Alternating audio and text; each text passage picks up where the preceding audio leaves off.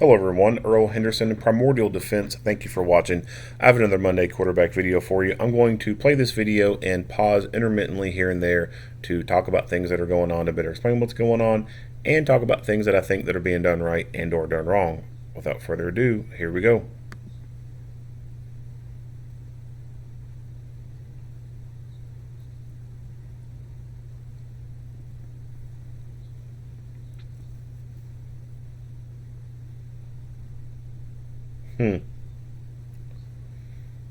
Marijuana don't cause any problems. Alright, so let's freeze what we got here. So we got one guy right here. He's got a gun. And I'm going to imagine that this person in red over here is also involved in it. They probably got a gun too. Just based off the fact he's wearing this jacket and has all this mask shit on.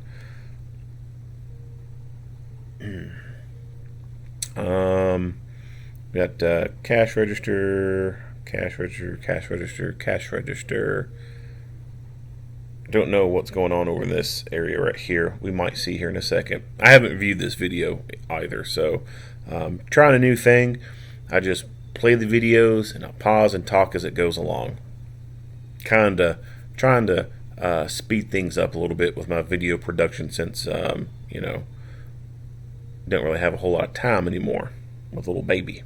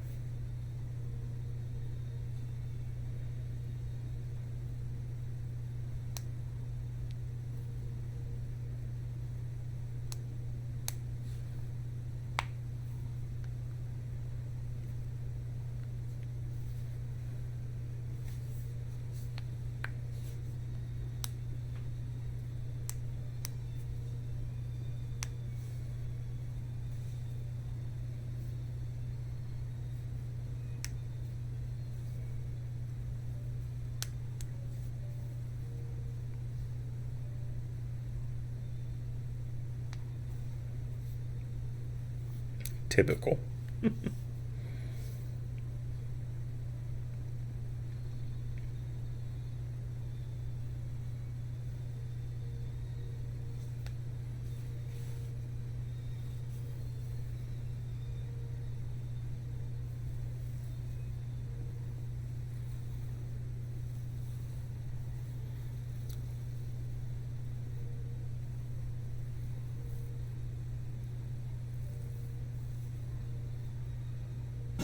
Keep your hands visible at all times! Two people! Oh, show me your hands, red coat! Red coat, show me your hands! Both your hands!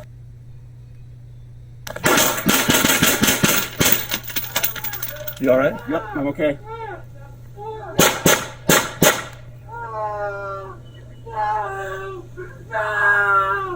Want me to switch out for you?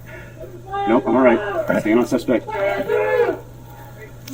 Red coat is armed, took a shot at officers, he's down inside the shed but still moving.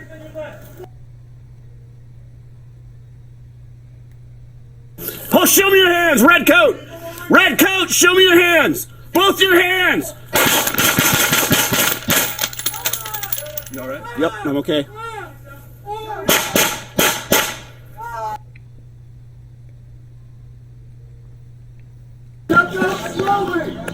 Look at that. Look at that fucking paracord on that mag. That's some old school shit right there.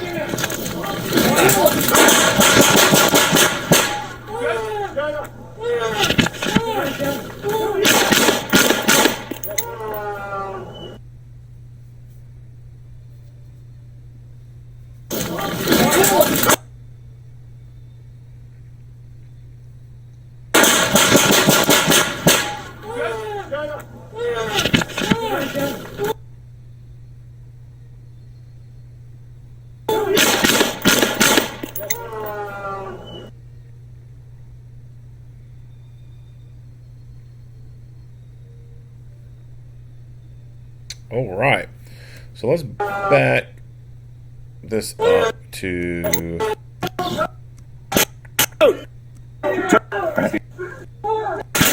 Hands! Two people!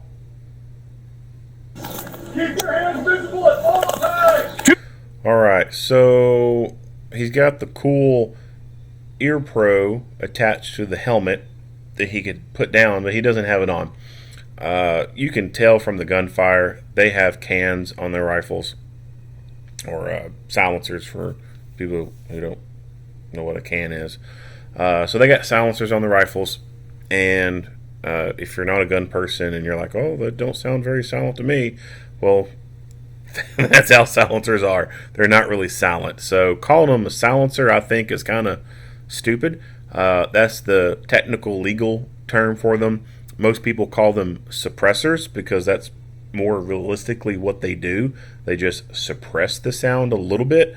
It doesn't make it go away completely. So if you're used to watching movies and hearing, toot, toot, toot, or clink, clink, clink, like no sounds at all, hardly, that's not accurate at all. Nope.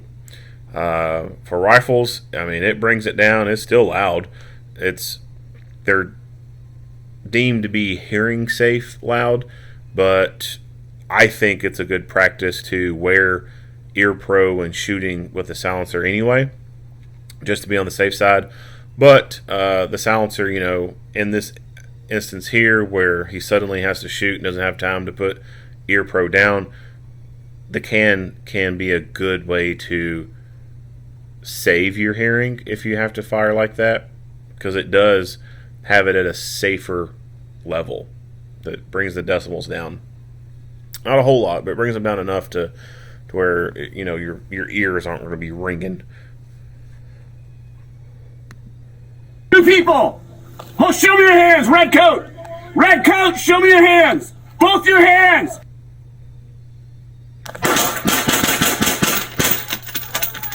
So he dumps a few rounds at the guy. You alright? Yep, I'm okay. Then you hear the other officer outside firing. So I'm assuming that this officer, once he fired the guy at the red coat guy fell back into the shed area, or into the shed itself from the doorway, and he lost visual. Otherwise, I think that he would probably still be shooting if he could see him and see that he had the gun. But since he doesn't fire anymore, I think that he loses sight of the guy. Now, could he shoot through the wall? Certainly. That is an option. If he shoots at the target ducks back into the door, and if he feels that target is still at that door and there's still fire coming from it, he can most certainly start punching rounds through that wall to try and engage that target. But that's a tactic that is not often taught. It's not often talked about and or practiced because there are some concerns with it. One, you don't know exactly where those rounds are going if you start punching them through a wall. Kind of like using covering fire in most instances within law enforcement. It's kind of hard to lay down suppressing fire in domestic law enforcement. I mean, you got a bunch of other people you got to worry about. It's not so easy to point a rifle, in a general direction and just start laying down rounds like that. It doesn't work that way in domestic law enforcement. You can do that in certain circumstances where it's safe to do that, but overall, it's just not something that's seen a whole lot. Nor is lobbing rounds through a wall to hit a person, but you can certainly do that. No! No! Want me to switch out for you? Nope, I'm alright. The person screaming, I think, is the dude in the black jacket. I guess he's sad that his little partner in crime has met his demise. Suspect. Red coat is armed. Took a shot at officers. He's down inside the shed, but still moving.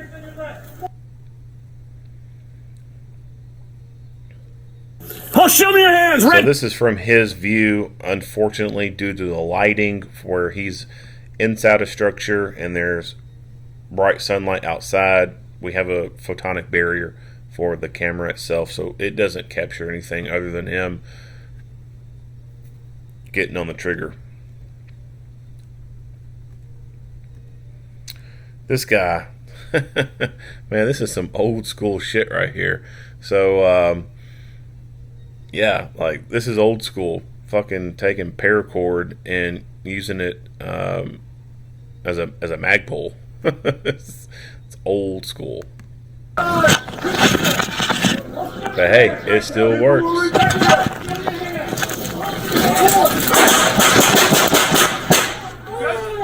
You can't really see the end of his rifle very well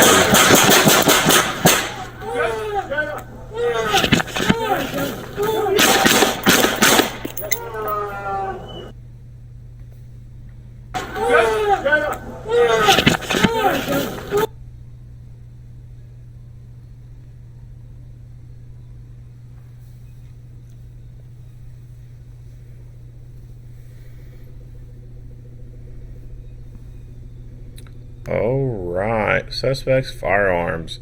What do we have here? We got a Glock with some type of attachment at the end. At the end, I'm going to assume that this is most likely a laser. A lot of these little stupid ass thugs, they love the laser beams. They love the beams. They think they're like the coolest shit. And so they'll put laser beams on the guns when they can. And I guess they think it makes them more accurate. I don't know. Some of them are so fucking stupid. They don't understand that there's a thing called windage and elevation. And then you have to zero the damn things. So I was having a discussion once with a little street thug from Louisville. A little dumbass. He was talking about his peanut butter Glock, which that was the first time I'd ever heard peanut butter Glock. I was like, what the hell is a peanut butter Glock? And he's, oh, you know, the tan ones, you know, they look like peanut butter. I'm like, okay. And he was a chubby kid, too, so I thought that was kind of funny that he had a nickname for a gun that was based off of food. But anyway, he, I can't remember his name. He was dumb as shit, though. He was talking about the laser beam and how he put one on his gun, and I asked him, because he was a teenager, and I asked him, I was like, well, where'd you go to sight this thing in? And he looked at me genuinely confused about what I was saying. He was like, what do you mean? I said, where'd you sight this thing in at? Like, where'd you zero it at? He's like, what do you mean zero? I said, the little knobs, or the little the windage and elevation where you make it move. Like, where'd you go do that at? Like, I wouldn't think you went to a shooting range being 15 years old by yourself. I said, you do it in an alley? And he still didn't know what I was talking about. And I was like, you have to, like, move the laser to figure out where the, you know, you fire around and, you know, you match it up with where the laser was at, and you got to move the laser to zero it in.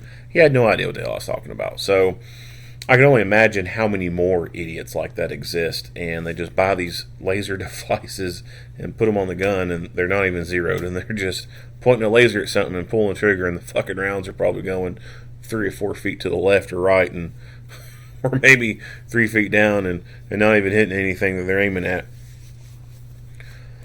But anyway, yeah, so they love the laser beams. They love them. I don't know what this thing is, because there's also one over here. I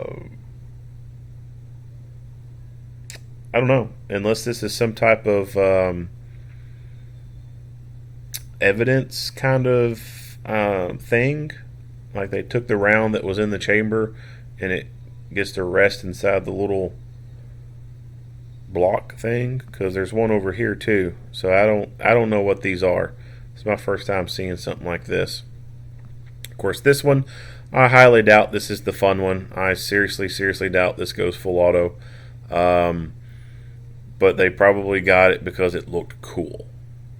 When in reality, it's junk. Like, it's trash.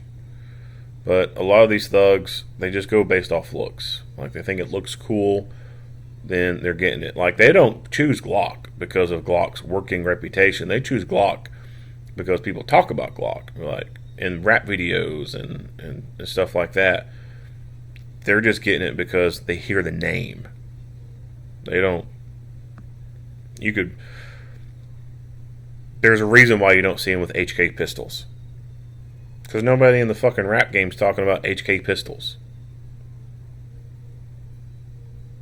They always talk about Glocks. Yeah, bro, get my Glock, bro. Get the Extendo mag. They love them Extendos.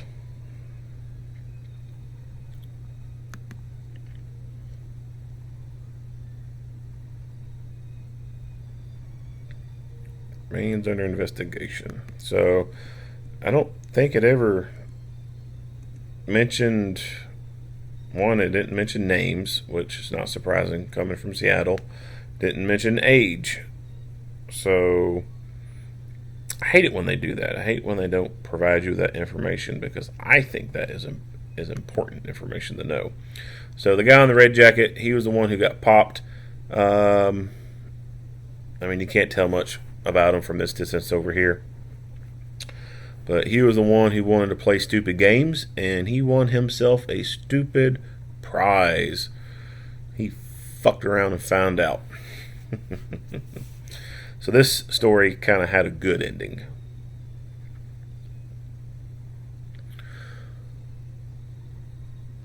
Marijuana dispensaries. So in these states where marijuana dispensaries are legal, and also where, by virtue of the dispensary being legal, it's also legal for recreational purposes. There's still people robbing these damn places. So a lot of them, of course, hire security. I'm assuming that this one did not, or it did have security, and security gave up real quick when they came in and rolled in on the place. Security in the marijuana industry is pretty good from what I understand. Here in Kentucky, it's not been legalized yet. I suspect it's probably going to happen within the next 10 years. It just seems inevitable, really. I mean, it wasn't actually. See here, time of recording is June 16th, and I want to say, like, within the last week or two, our governor hinted at wanting to do a study on medicinal marijuana or something like that. And there have been talks about marijuana before, but just, people's feelings towards it and everything, I personally see that it's going to be probably legalized within the next 10 years. So that's something I'm definitely going to be looking at from a business standpoint for security is marijuana dispensary security and even marijuana crop security. Because that is, like I said, that's a pretty good booming business where in these states it's legalized and they need security at these places. Also, the money situation. So a lot of these dispensaries, because of the federal laws, the way they're set up, they're not allowed to put their money in the banks because it's from drug sales. And so I remember watching this documentary once about a team of, they're security contractors, and they were doing armed escorts for money drops. They would go to dispensaries, pick up the cash, and move it to a location where the owners had basically set up their own little bank with a big-ass vault in it. And they move that stuff back and forth. They go pick up shipments. They make deliveries. So, you got like 2 SUVs with dudes tacked out with rifles and everything, like they're doing some type of HVT escort, and all it is money and marijuana. But these places will pay good money for security. because little shitheads like this who refuse to go out and get a job will instead try to victimize people and steal their shit. So marijuana is still, even though it's been legalized in this state, it's still a problem. Because little shitheads like this want to go steal the profits, and they want to steal the product too and try to go resell it on the street and make a profit on top of whatever money they stole from the place.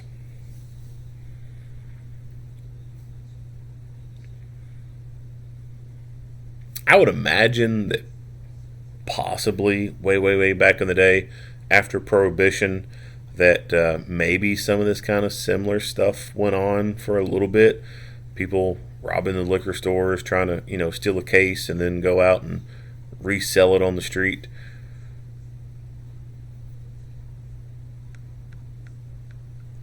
Now when you hear about a liquor store robbery, there's going in to steal the money, just like they would go into a gas station or something like that. I think some people still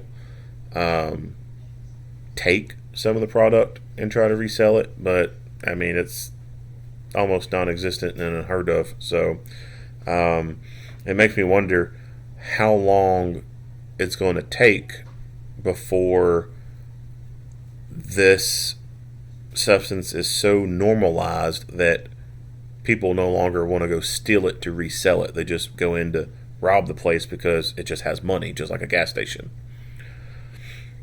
And I wish I knew more about the history of alcohol prohibition and everything to, know what that was like back then, to kind of maybe have an idea about what it's going to be like going forward for the marijuana stuff. So if you got any good insight to alcohol prohibition and some of the history of it, and the liquor store robberies that occurred afterwards and stuff like that, I'd really like to hear about it. If you know any links or anything like that, or books that have some good reading material on it, I would really like to know.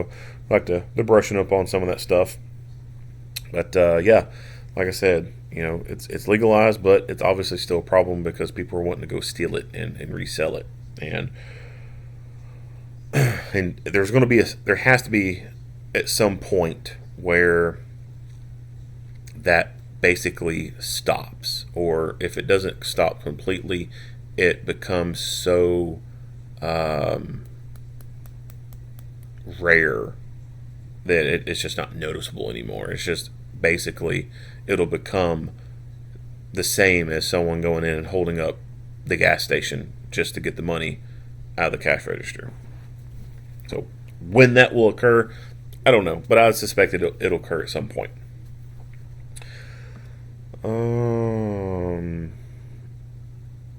Not much else to say about this video. If you like what you hear and see, go ahead and give me a like and a share. If you haven't already, hit that subscribe button and stay tuned for more Monday quarterback videos. Earl Henderson, Primordial Defense, thank you for watching.